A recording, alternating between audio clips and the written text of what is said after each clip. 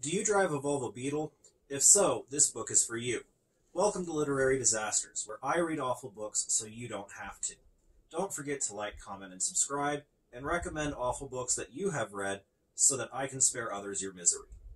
The book I'll be judging today is called True Crime Files Volume 2 by Stephen McGrann. This book covers 6 well-known cases, beginning with The McFraud, which details Jerome Jacobson's theft and resale of Monopoly pieces from the popular McDonald's Monopoly giveaway. Fate would conspire to bring the Mafia lieutenant and Jerome Jackson together one day on a flight to Atlantic City. At first, Jerome laughed when Gennaro claimed to be in the Mafia after he had asked his travel companion what he did for a living. Gennaro proceeded to open a travel bag which was stuffed full of $100 bills, and Jerome realized that the person sitting next to him was indeed an agent of the mob. I find this entirely unbelievable. What Mafia member would go up to a random person and say, "Hi, I'm in the Mafia," and then pull out a shit ton of cash to prove it? Later, he writes, she was caught forging checks and was sentenced to 6 months in prison, during which time Frankie stayed with his late husband's parents. Now keep in mind that Frankie at this time was a toddler and did not have a late husband, or a husband, because he was a fucking toddler. The author writes, Jerry, for his part, though, thought that he had one card left to play. A get-out-of-jail-free card would be a fitting metaphor to use. Yes, he actually wrote that. Was he really that proud of using a metaphor? Was this his first time? We know it's a metaphor. The second chapter is entitled A Mother's Love, and this covers Dee Dee Blanchard's scam that her daughter, Gypsy Rose, was seriously ill. The scam ends when Gypsy Rose's boyfriend murders her mother in 2015. One doctor who noticed that Gypsy had perfectly healthy calves, which suggested that she was not always in her wheelchair, even went so far as to suggest the possibility that the Munchausen by proxy phenomenon might have been at work. The Munchausen by proxy phenomenon. It's not a disorder, it's a phenomenon.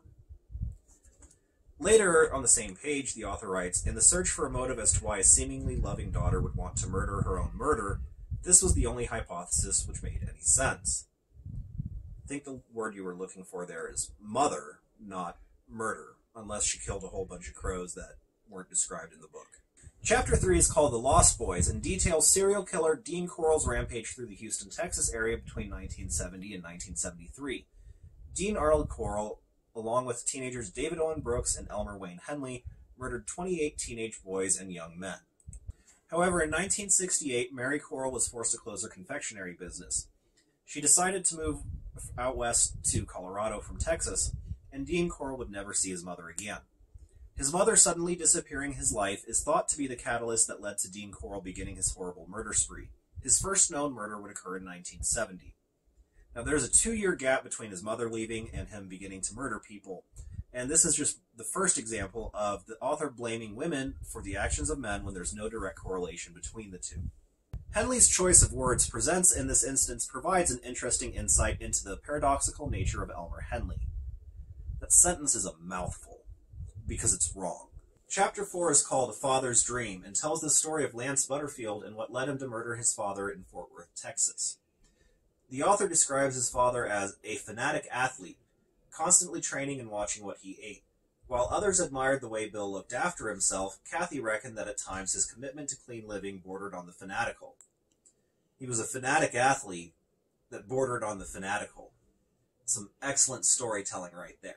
They won the district championship easily and processed to the playoff round for the state championship. They didn't proceed. They processed, like American cheese. Chapter 5 is called Handsome Devil, and is easily the worst chapter of this book, even though it should have been the easiest to write given the vast amount of information available on Ted Bundy. The author starts by telling stories from Bundy's childhood, such as when he was living with his mother's parents, and his Aunt Julia would recount one incident where she awoke to find her father standing over her, foaming at the mouth with rage. Samuel Cowell then proceeded to lift her from her bed by the hair before throwing her down the stairs for sleeping into the afternoon. When she slept in again one day, the author writes that Samuel was thankfully not in the house at the time, though, but somebody else had noticed Julia lying on the bed, a 3-year-old Ted Bundy. Julia smiled lovingly at the child until she noticed what the toddler had been doing while she was resting. Scattered on the floor all around her bed was every kitchen knife kept in the Cowell house. Now, for some reason, The author does not believe that this could have possibly had any impact on Bundy later becoming a serial killer. So why did Bundy become a serial killer then? According to the author, there are two main reasons. The first key which unlocked the monster within him is that his girlfriend dumped him. The second major reason is that when he traveled to Philadelphia in an attempt to find out who his father was, and he found that on his birth certificate, the word unknown was typed where the father's name should have been. But back to things that definitely did not have any impact on Bundy later becoming a serial killer. In 1973, Bundy was almost rejected from law school thanks to below-average entry test scores, but he was able to leverage his Republican connections to gain admission. Obviously, teaching a young man that his actions don't have any consequences is perfectly okay. While in law school, Bundy began dating Elizabeth Klepfer. And at the same time, because he was in law school, was able to rekindle his relationship with Stephanie Brooks, until he ghosted her, but kept dating Elizabeth Klepfer. Now, what kind of car did Ted Bundy drive? It was a beige Volvo Beetle. A beige Volvo Beetle. Volvo Beetle. A brown Volvo. Beige Volvo. A beige Volvo Beetle. A beige Volvo. A Volvo. A Volvo. A Volvo. A beige Volvo. A Volvo. Bundy's Volvo. A piece of shit Volvo. A beige one. A Volvo. A Volvo. A Volvo. A Volvo. A Volvo. A Volvo. Until he sells it. Then he later steals a Volkswagen Beetle. It was Bundy's unrelinquished love for Stephanie Brooks that ultimately led him to kill.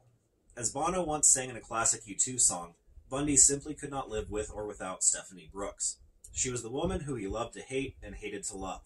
She is the key to understanding Ted Bundy, even though he ghosted her. Now, back to the author's claims that Stephanie Brooks is the reason that Ted Bundy began murdering women. The author writes about one of his victims: "She did not bear much resemblance to Bundy's ex-girlfriend, Elizabeth Klepfer, but it was so dark in the room that perhaps he was able to imagine it was her anyway." So he's imagining that she looked like the girlfriend that wasn't the reason that he began murdering women. While all of his murders were tragic incidents, the death of Kim Leach is perhaps most disturbing for the fact that Kim was only 12 years old. Now, did Kim Leach also look like Stephanie Brooks / Elizabeth Klepfer? Or is the author maybe just an incel who blames women for the actions of men? The final chapter, A Coincidence Too Far, covers the murders of Caleb, Bill, and Bridget Harrison by Caleb's estranged wife, Melissa Merritt, and her new partner, Christopher Fator. When Caleb and Melissa first met, the author writes, "And while she liked him almost as much as she liked him, Melissa had already promised herself to another. She liked him almost as much as she liked him." Their marriage, however, would not last, and when Melissa called 911 one evening to say that her husband had got drunk and attacked her, it proved to be the death knell for her and Caleb's marriage. He attacked her. I really wanted to like this book, but there are far too many errors for this book to really be enjoyable. This author would be much better suited writing fiction, as he appears to have a vivid imagination, and his writing style is very conducive to fictional storytelling. Unfortunately, this author writes exclusively historical nonfiction, whether it's about true crime or the Holocaust. I would love to read more of his books, but not until he hires a competent editor. If you would like to read a true crime book that was properly edited, I recommend The Deadly Dozen, America's 12 Worst Serial Killers by Robert Keller.